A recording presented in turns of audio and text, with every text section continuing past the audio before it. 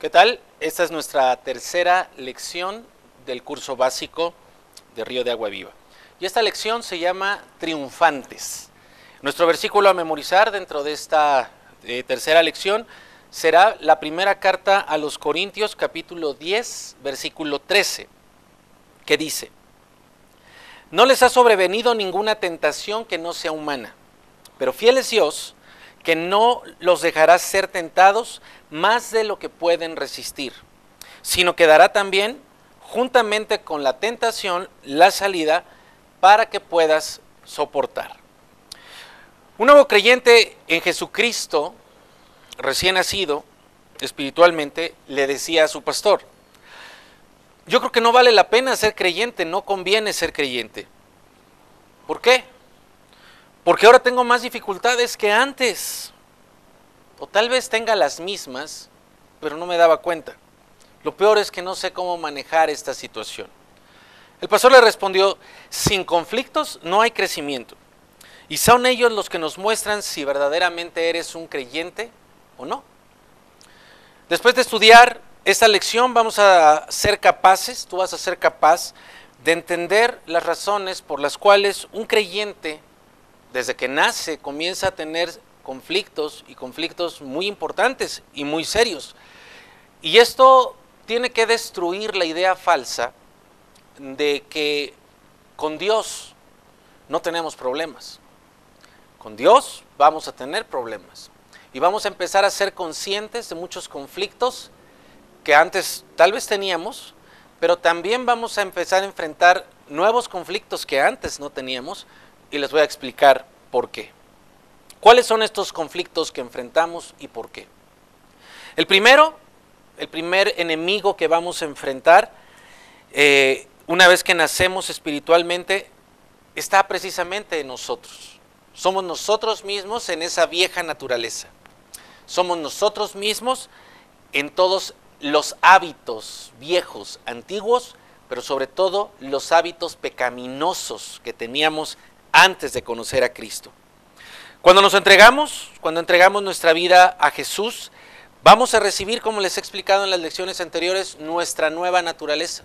Ahora tenemos una naturaleza espiritual, pero también les decía, todo alrededor sigue exactamente igual. El mundo sigue igual, México sigue igual, tu casa sigue igual, tú sigues igual. Sin embargo, siempre tenemos nuestra tendencia a pecar, una nueva naturaleza con un viejo hábito de pecar. Así que existe un conflicto dentro de cada hijo de Dios.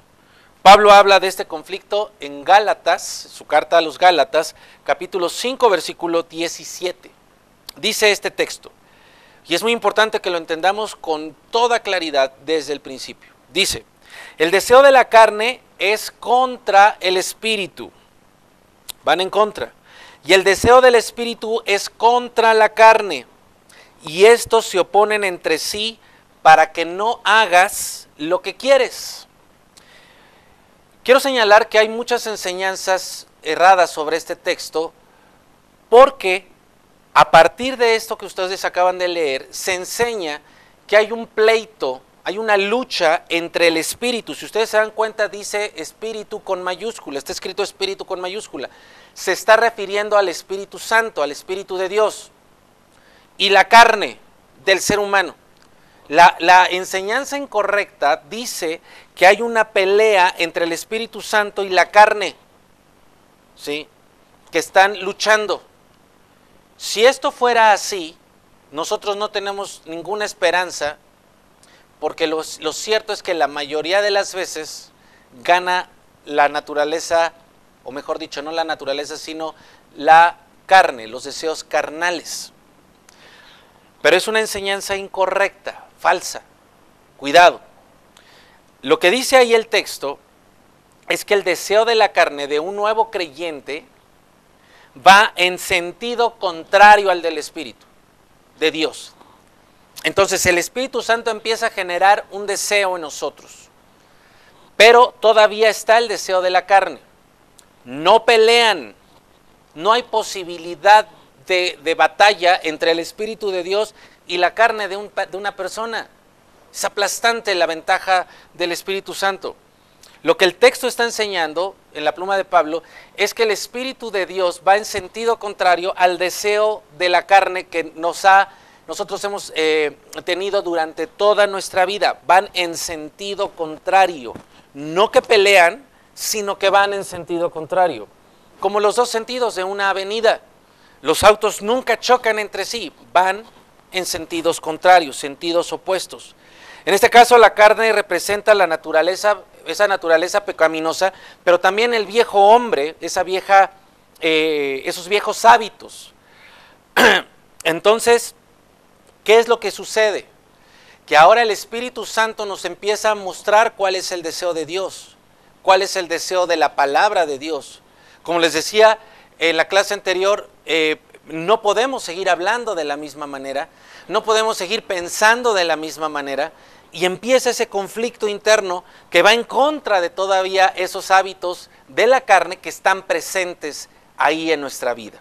Así que un nuevo creyente empieza a tener esos conflictos consigo mismo. De hecho, ese primer conflicto y los conflictos que vamos a ver son prueba de que hemos nacido de nuevo.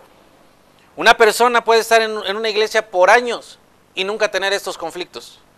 O sea, es una persona que tiene una religión, pero no tiene una relación con Dios. El segundo conflicto que enfrentamos es el mundo. Pero vamos a entender con claridad qué es el mundo. Vamos a leer la primera carta del apóstol Juan en el capítulo 2, versículo 15. Escuchen, dice: no amen al mundo, ni las cosas que están en el mundo.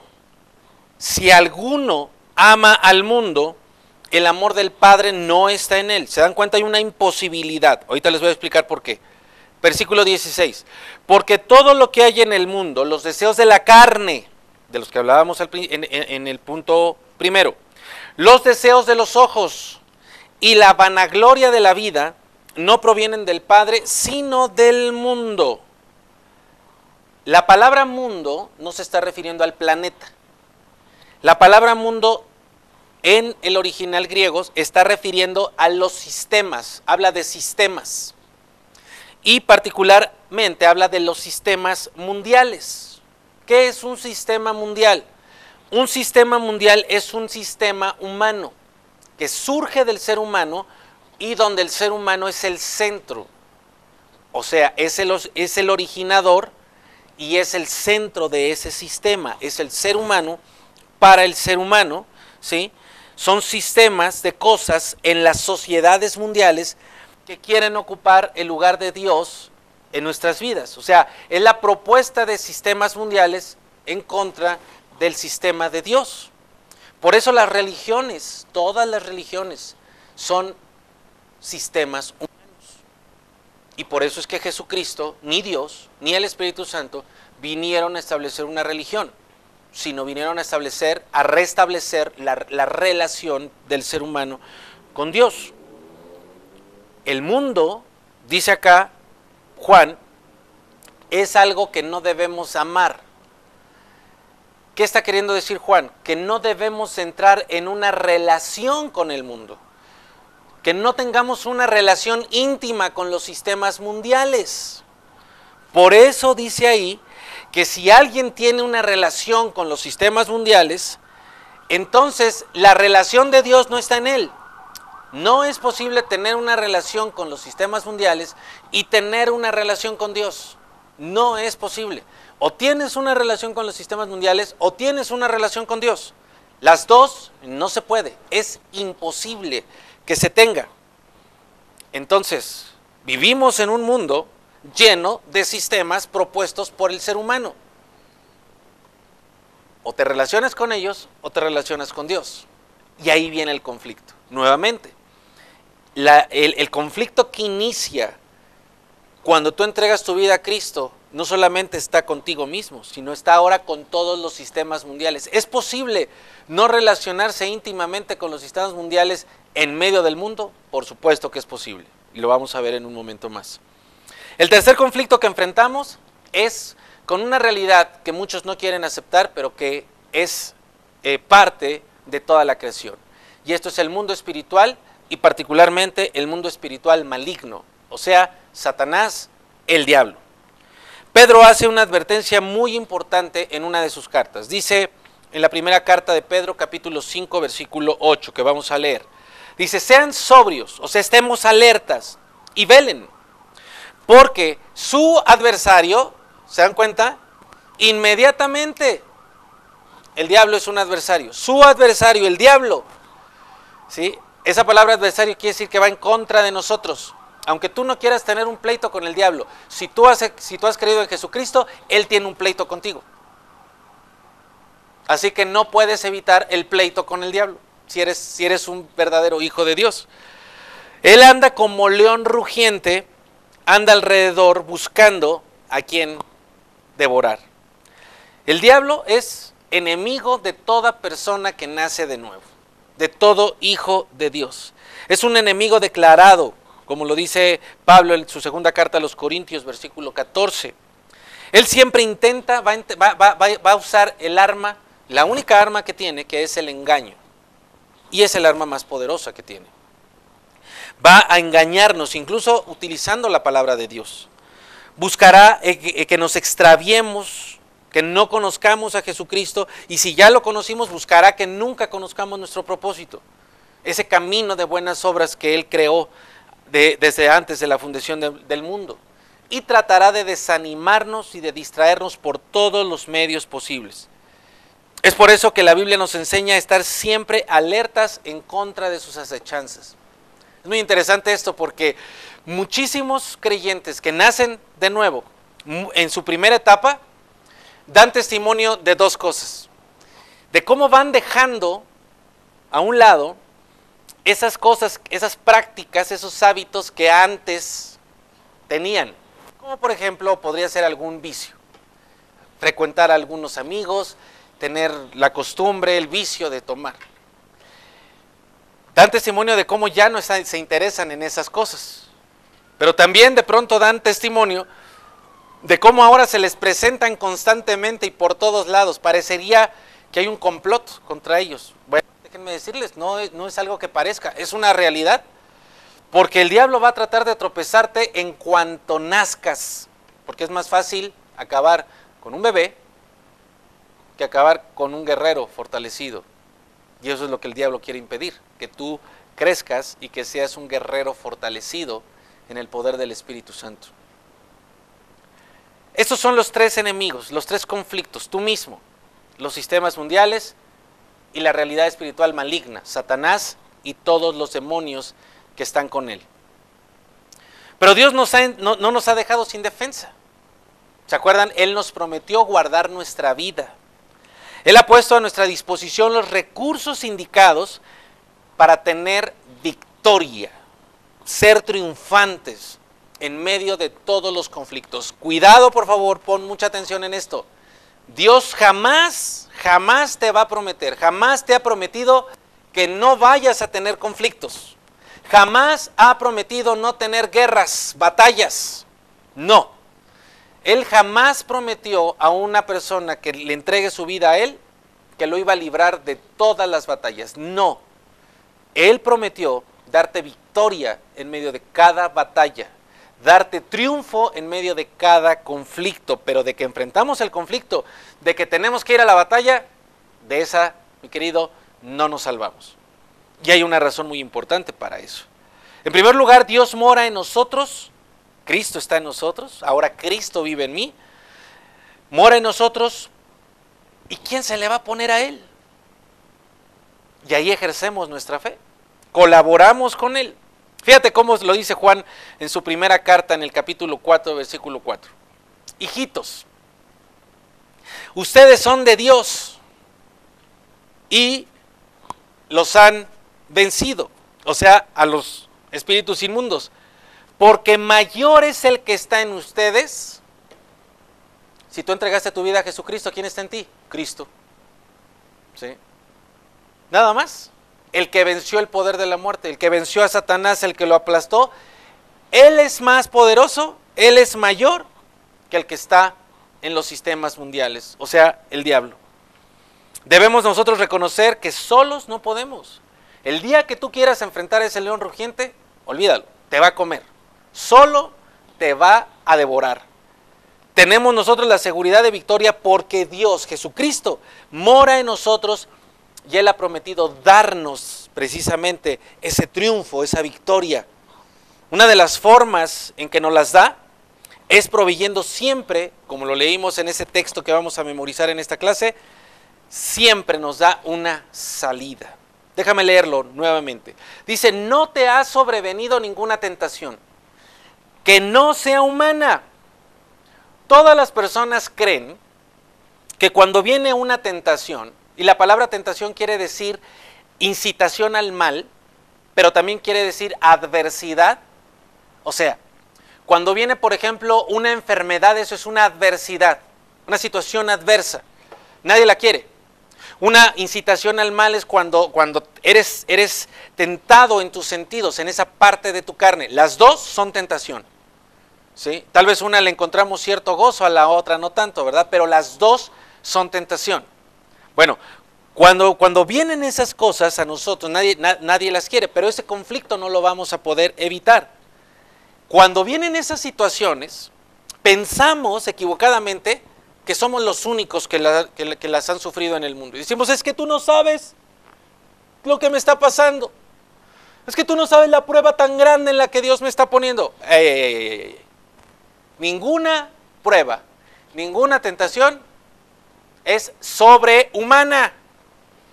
Ninguna prueba, ninguna tentación es única. ¿Alguien más ya sufrió eso que tú estás sufriendo? Es más, Jesucristo también la sufrió. ¿Sí? Porque todas las pruebas, todas las adversidades, la que sea, la que tú me digas, es humana. O sea, Dios no nos pone pruebas angelicales. Dios no nos pone pruebas celestiales. Dios nos pone pruebas humanas. Y junto con la prueba, junto con la tentación, te da siempre la salida para que tú ejerzas tu fe. No nos dejas ser tentados más allá de lo que podemos resistir. Dios aprieta pero no ahorca. No está diciendo eso. ¿Sí? Dios está diciendo que Él no va a permitir, no que vaya apretando hasta que no. Él no va a permitir que nosotros seamos tentados más allá de lo que podemos soportar desde el principio. No es que vaya aumentando la prueba, sino que desde el principio nos da la salida. Juntamente, ya viste que y dice ahí, proveyendo siempre una salida, dice ahí, juntamente con la tentación viene la salida. O sea, cuando viene la prueba, también viene la salida. Siempre. En cada prueba, en cada adversidad, en cada tentación, está la salida. Viene esa tentación sexual, está la salida. Viene la enfermedad, está la salida. Con la tentación sexual, tú puedes correr. No te tropiezas y te caes en la cama de un hotel, ¿eh? Y junto con la enfermedad, viene el sacrificio de Jesucristo en la cruz, donde dice, Él llevó todas nuestras enfermedades y cargó con todas nuestras llagas. Y por su llaga, nosotros fuimos sanados. ¿Tú crees que la enfermedad te va a vencer o tú crees que Cristo ya venció esa enfermedad? Junto con pruebas, junto con tentaciones, siempre viene la salida. Debemos notar el hecho de que ser tentados no es en sí un pecado. Cuidado con esto. El pecado es ceder a la tentación. Porque muchas personas dicen, pastor, me siento muy mal, soy muy malo. ¿Por qué? Porque tengo mi mente llena de pensamientos malos. La palabra nos enseña que un pecado es pecado hasta que tú lo llevas a cabo. Mientras tanto, puedes arrancarlo de tu mente, de tu corazón. Jesucristo mismo dijo, yo les digo que comete adulterio el que desea a una mujer, el que codicia a una mujer en su corazón. ¿Quién no hace eso? ¿Qué hombre no hace eso? Lo que está Jesucristo enseñando es, ahí lo debes de arrancar. Cuando lo estás pensando, no dejes que nazca, no dejes que se realice en una acción concreta y específica. El mismo Jesús dice en la carta a los hebreos que fue tentado en todo. ¿Entonces es pecador el Señor Jesús? No. Él experimentó la tentación, Él experimentó la incitación al mal y experimentó la adversidad.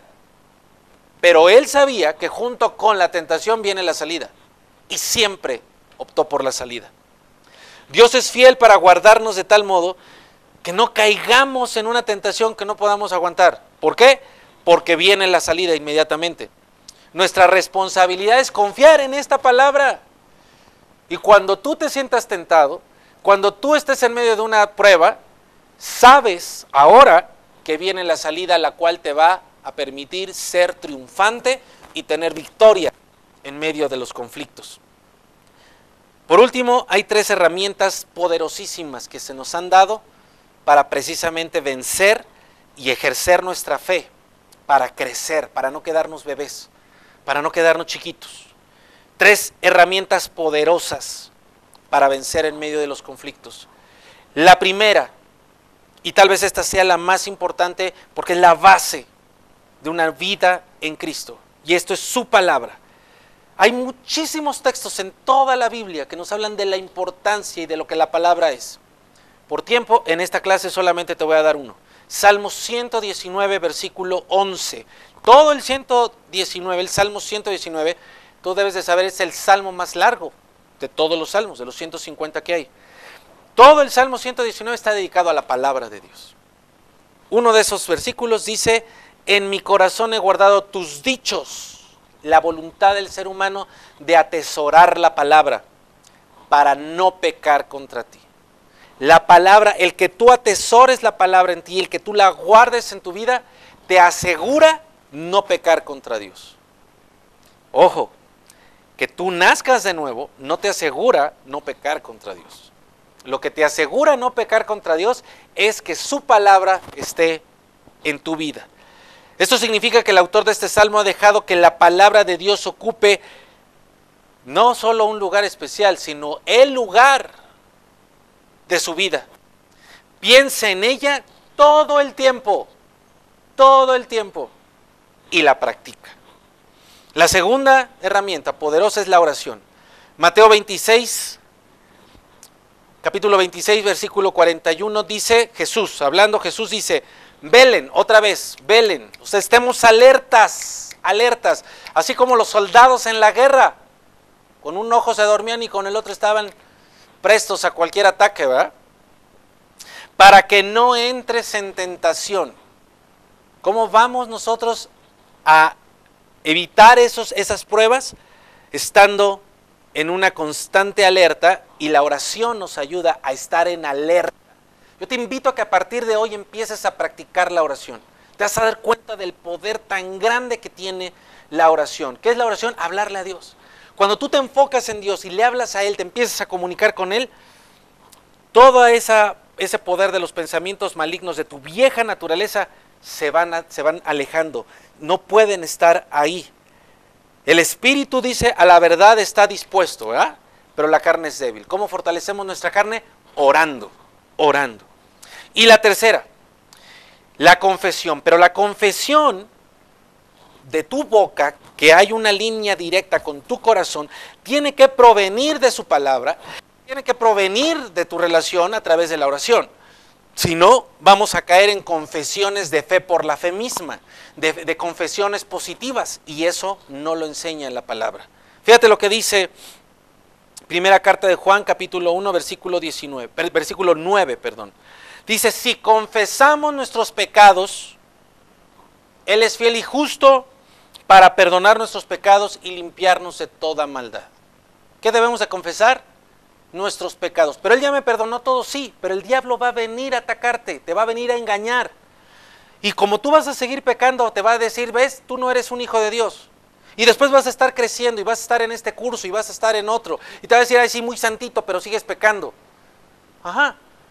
Tú confiesas tu pecado. Tú se lo confiesas a Él. Y entonces recuerda, si pones tu fe en la palabra, Él ya te perdonó. Es esa confesión constante lo que te ayuda a ti a mantenerte en esa línea de crecimiento ahora que tienes nueva vida.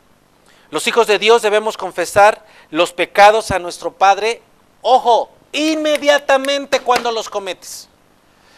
Por alguna razón, que tiene que ver con nuestra educación espiritual o religiosa en estos países latinoamericanos y además con la dinámica del ser humano, ¿sí?, que se mueve mucho en culpa. Se piensa que tengo que pedir perdón a Dios después de haberme sentido mucho tiempo mal, pasar esa etapa de cruda moral, ¿verdad? Y entonces cometo un pecado y empiezo, ¿sí?, y después un día ya que no sea hipócrita, ay Dios, no. Tú confiesa tu pecado en el momento en el que lo cometes y te vas a dar cuenta de lo que va a suceder. Pastor, pero es que eso es cinismo porque no me nace. En ninguna parte de la palabra dice, confiesa tu pecado cuando te nazca. Confiésalo, acabando de hacerlo. Te vas a dar cuenta de lo que va a suceder. Y lo que va a suceder es que la gracia de Dios va a empezar a ocupar un lugar en tu vida que no le va a permitir lugar al pecado, a la práctica del pecado. De inmediato confiésalo, porque no vas a moverte de acuerdo a cómo te sientas, sino de acuerdo a lo que dice la palabra de Dios, porque tú necesitas limpieza y perdón inmediatamente que cometes el pecado. ¿Para qué lo dejas ahí? ¿Para que se infecte tu vida? Inmediatamente. Así que, mis queridos, la vida cristiana empieza. Naces y empieza con un montón de conflictos. Te enfrentas a ti mismo y a tu vieja naturaleza. Te enfrentas a los sistemas mundiales. Te enfrentas a todas las entidades espirituales malignas que van a querer destruirte. Pero Dios ha prometido guardar tu vida. Dios te da los recursos además para vencerlos. Porque la palabra de Dios dice que nuestras armas no son físicas, no son carnales, sino son poderosas en Dios. Su palabra, la oración y la confesión de nuestros pecados. Dios nos ha provisto además de una salida, junto con la adversidad, junto con la incitación al mal, viene la salida. Tú la ubicas y te vas. Y eso hará que al usar estos recursos empieces a vivir como Dios quiere que vivas. Una vida de conflictos, pero una vida de victoria sobre esos conflictos. Así que, ¿quieres estar vencido o quieres ser vencedor? Crece y vive la victoria que Jesucristo te ha dado todos los días de tu vida. Que Dios te bendiga.